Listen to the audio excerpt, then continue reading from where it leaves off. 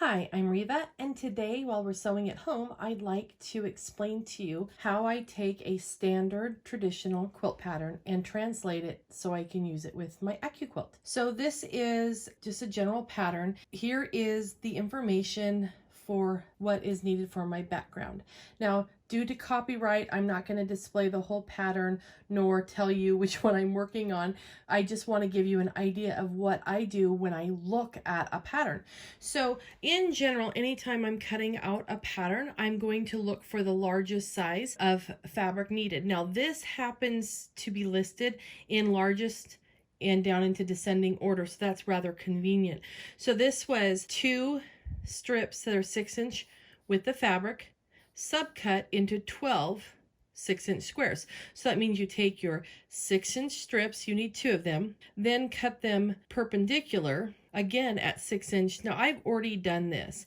Now one of the beauties of working with, see, I'm marking it off.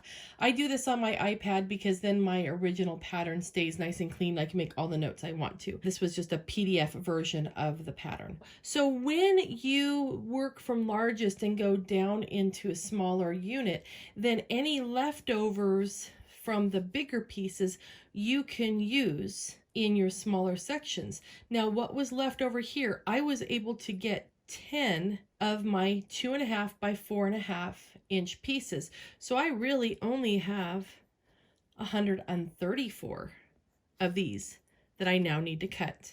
So what I have done is I've actually measured my fabric in. So when you have your fabric, you've got it folded, right?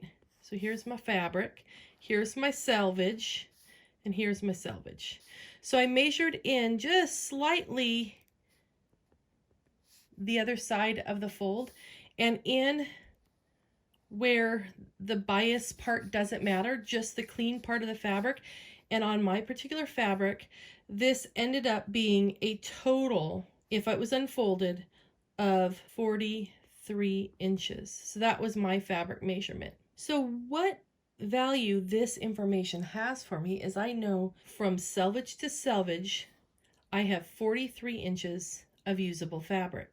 Since I already gained 10 of these units left over from here, I now only need 134. So out of each 4.5 inch strip, how many 2.5 inch strips can I get, or pieces can I get out of that 43 inches? And the answer, when I rounded it, was 17. So when you divide 134 by 17, you come up with 7 point something something something something strips. So I'm going to cut 8 strips. So 8 strips. Okay, so let me show you how I'm going to do that. I'm going to use my 4.5 inch strip die. So the easiest thing to do is measure from blade to blade, and this is the lengthwise of my board, and this is the width of my board. So there's a 4.5 inch section there and a 4.5 inch section there, because this board can cut 2 strips that are 4.5 inches wide. So what I'm going to do is simply do 4 at a time. So I do 2 layers here and 2 layers in the next pass. And so I measured from here to here. So 4.5 and 4.5 are 9. So we've got 9 inches here, and I added fabric on either side so I know my blades will cover. Now we know that the length of the fabric that I need is just over 18 inches. So that way it will work and fit on that cutting board. So I'm simply going to slide my fabric down until I see my 18-inch mark, which is right here. And then I'm going to align my ruler. Now I have it just sticking out past 0 on the left-hand side, and I'm going to go just past 18 on my right-hand side, and then I'm going to go ahead and cut this. Now, you're probably saying, you only need 8 strips. Why are you going to use your AccuQuilt? The reason why is that I know that everything will be perfectly straight and square. And I'm going to be able to subcut it with the 2.5 inch strip. And that's really cool. So let's go take a look at that. This is the top of the die. And as you see, it runs the length here. I've got a cutting blade there, and here, and my straight line. The straight line at the top of your die is meant to show you where to position your fabric. You want to have it right along, but inside that line. And I want to make sure that I'm just covering my blade. If you have extra fabric, you don't have to trim it to the exact size or anything. You can have extra, it's fine. And again, I could have done another one and done 3 layers, but I'm going to take this and fold it and get that to line up just right there. Bring it over a little bit more, get that in there. All right, so now I think I'm pretty square, pretty much good to go. And I'm gonna slip on my mat. And remember, with your mat, you don't have to have it lined up with the board exactly. You can be off a little bit, left or right, just so long as you're covering the blades. And what that does for you is that will give you a longer lasting mat.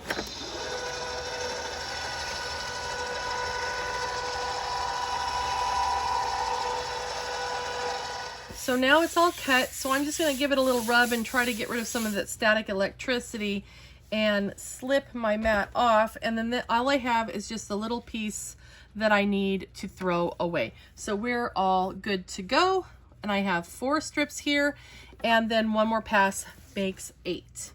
The next thing the pattern asks us to do is to subcut our 4.5 inch strips down to 2.5 inch strips. So this is now my 2.5 inch strip cutter. Again, I have my line up there, blade here, a blade here, a blade here, and a blade here.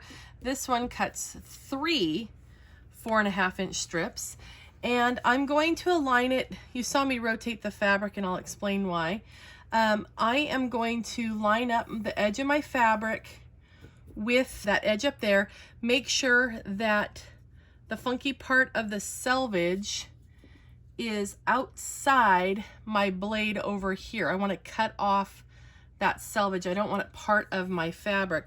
Then I'm going to fold this back, looking at where my blade is, and there's that pass there. Now I can do up to 6 layers of fabric, and my width of fabric was folded in half, so I have 2. Now I have 4.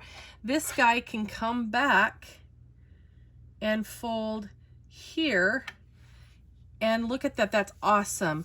The fold comes just past this blade here, and so I'm going to be able to get 2, 4, 6, that's 12, 14, 16 rectangles out of this one piece. So now what I'm going to do is just work my way down the board and do the exact same thing with my remaining pieces. So there's one there. Flip him back, make sure he covers. So the beauty of working with strip cutters is that those blades don't wobble. So you're going to have a very, very straight cut. Since this was lined up right along that line when we started, everything else is going to be lined up as well. So we got 2 more in this set, and then I think I'm just going to call that good, and I'll do my other 4 on a separate pass. Okay, so I have my 4 strips. I could get 1 more on here, but it doesn't matter. I'm making another pass in a minute anyway, so that does not matter. So I'm just gonna line this up and send it through.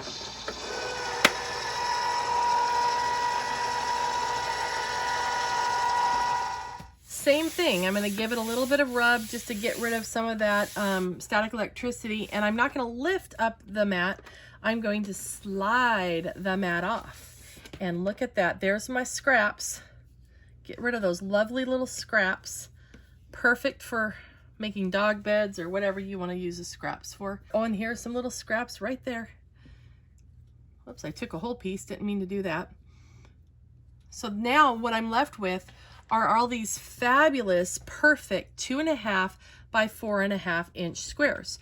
So the first time you do this, you may have a little bit of a learning curve or just getting used to it, but just knowing that they're cut precisely and you don't have to worry about, did you line up the ruler right? Did the ruler slip as you took a cut? How much fabric have I wasted over the years by using my rotary cutter and having the ruler slip or me not pay attention just a little bit, and all my pieces would be off just a smidge. And so doing it this way, they're absolutely perfect. The next thing that we need to do is cut our 2.5-inch squares. So the pattern asks us to cut 2.5-inch strips that are with the fabric, then subcut them down into 2.5-inch squares. So we're going to do the same thing that we just did. We're going to cut those strips, then we're going to lay them crosswise like we did these, then they will be cut into perfect little squares. I went ahead and cut the other units, so I have my 2.5-inch squares in here and the rest of my 4.5 by 2.5. But I want you to know that math obviously is a fluid thing, and I just rounded the wrong way. So I actually got my 16 cuts. I didn't get 17. I should have calculated for 16, not 17. And so I actually need 6 more units that I will cut, but that's okay. I'm still on track, and I have actually quite a bit of fabric left over to be able to get those just few remaining pieces. So this required 3 2.5-inch strips. The 2.5-inch die cuts 3 strips. So that's only 1 piece of fabric where it's folded and the selvage is matched together. Then we're going to run those back and forth like we did when we made these subcuts to get our 2.5-inch squares. So with this, all I'm going to do is just rub it, get the static off of it a little bit, and then of course slide this off. And now I have, here's all that was the waste, just that little bit is trash. And we got a little bit here and a little bit here, but here are my perfectly cut 2.5-inch squares. These are absolutely fantastic. I don't know where else I could get just a bunch of squares. So there's 48 of them here exactly, and it's just a beautiful thing, because when you go to sew these together, you know that they are going to fit because they are the exact right size, and every one of them is the correct right size. And that this is my remaining 2.5 by 4.5-inch strips, so I can just layer those up and get those with my other ones, and they are ready to go as well. Aren't those just lovely? This is pretty much the process I go through when I'm looking at a pattern and I want to create the pieces but use my AccuQuilt so it's accurate. And like I had said, I save some fabric and everything just will line up when it goes together. Very important in this particular pattern because it's stars, and the stars need to line back up, and if you don't have the right size pieces, they're never going to do that. You know how that goes. But that's the process I go through. I look at these and say, okay, that's a width of fabric. It's a 6-inch width of fabric. Do I have that die? In this case, I actually don't, so now it's on my list. I want to get one. But I did have the 4.5-inch die, so I can cut that, the strips. And of course I have a 2.5-inch die, so that made it just easy to get my 2.5-inch subcuts from my 4.5 and my 2.5-inch squares. For other pieces, I look at, do I have that particular piece in a cube? Or, you know, do I have that triangle? Do I have that square? What is it that I have that would be that exact size? So take a look at your dies. I use the AccuQuilt app to keep track of my dies, and I also have a listing that I can look at any time on my phone that will tell me what sized units or pieces are in each of my cubes, so I can refer to that pretty quickly if I'm working on a project. So I hope this helps you out, and I hope you enjoy your AccuQuilt and get better cuts. I love it, but I hope this works out for you and you're able to put this into practice and get yourself set up, pre-cut your quilt, and be ready to go.